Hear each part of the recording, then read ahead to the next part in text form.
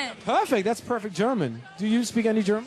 Ein Bier bitte. How does the German national anthem? Give me the first words of the German. Einigkeit und Steigt und Freiheit. Da, na, na, da, Deutsch, Vaterland. Yeah, I know a little bit. That's quite interesting. 1, 2, 3, 4, 5, 6, 7, 8, 9, 10. The fall. 1, 2, 3, 4, 5, 6. Otherwise, it's perfect.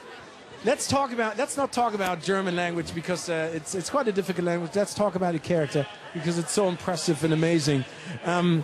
How long did it actually take you to get into character, and how did you prepare for it mentally? Because you have to be so evil and so bad, so the little dwarfs and hobbits.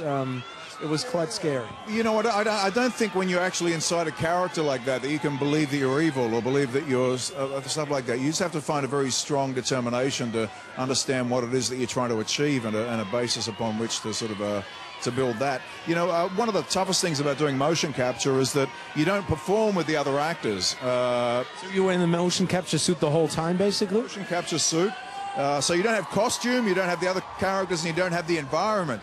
So everything that you have to manifest out of the performance is really to do with total creativity. I mean, Andy Serkis sort of said it when he spoke about motion capture. It's another dimension.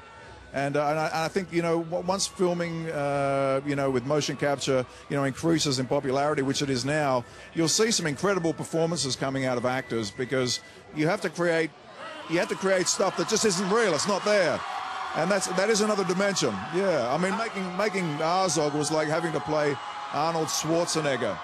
You know, like telling a skinny kid, hey, you have to play Arnold Schwarzenegger in Mr. Olympia. You know, you have to fill out the frame of that character. How would you describe his drive, Azog's drive?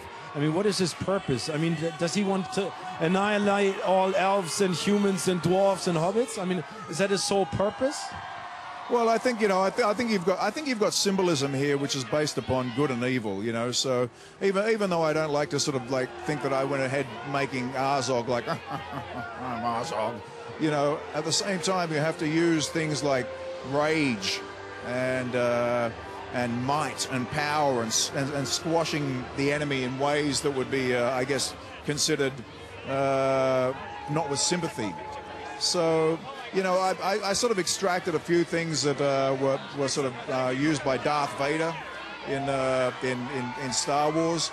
You know, as a kind of as a premise to.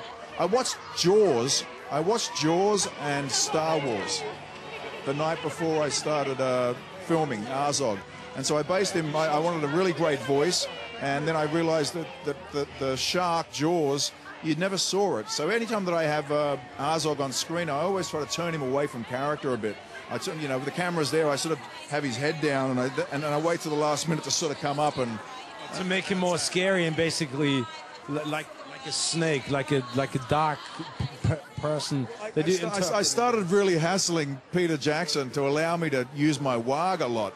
Like I would stroke my wag's fur, like, you know, like a dog loves its back of its neck to get scratched. So I said, Pete, like, can I scratch the back of my wag? And in the studio, there was nothing in front of me. I was sitting on a pommel horse.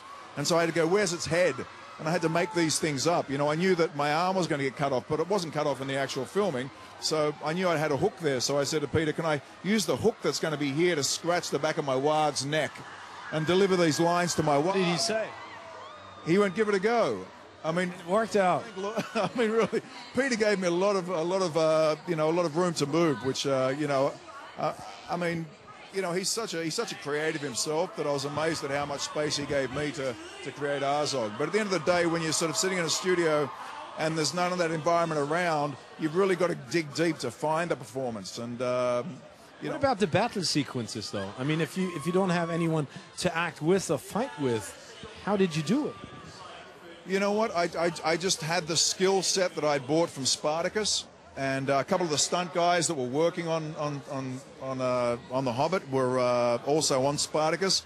I mean, the guy that had to play The Hobbit was a 6'6" guy. So as a matter of fact, he was way taller than me, but he had to get on his knees and he had to put on headgear and a mouth guard and hold these pads that you use in kickboxing, because Peter gave me this war mace and then he put a big sandbag on the end of it, so it had a big 2-kilogram bag on the end of it. And then I had to whack this poor guy who was on the ground. So I was really beating up this. Sounds like you had a great time, though, filming the whole thing. Well, luckily, that stunt guy had trust in me because of what I'd been doing on Spartacus, and he knew that I could play power and performance without causing too much damage. But you know, look, I mean, Peter putting me into this movie was a huge breakthrough for me. I mean, you know, being on a world stage is obviously kind of like, you know, the pinnacle of sort of getting forward in your acting career, and you know, I mean, being here in London, I mean, to be in London at a premiere is something. You know, it's a new high for me. But you deserve it, because, I mean, I think Azog is going to be one of the greatest villains in movie history. I mean, he's scary, but he's powerful. It's really great. Oh, thank you, mate. I appreciate that. Yeah. Very nice to meet you. Yeah, very nice to meet you too. Yeah, do come to Germany whenever you can. I was just in Bonn, Germany, and I had such a wonderful time. And yeah, auf Wiedersehen. I hope you're enjoying the telecast over there, over in Deutschland. Perfect, thank you. All the best, thank you. Also, dann haben wir es gehört. Es ist wirklich nicht einfach gewesen.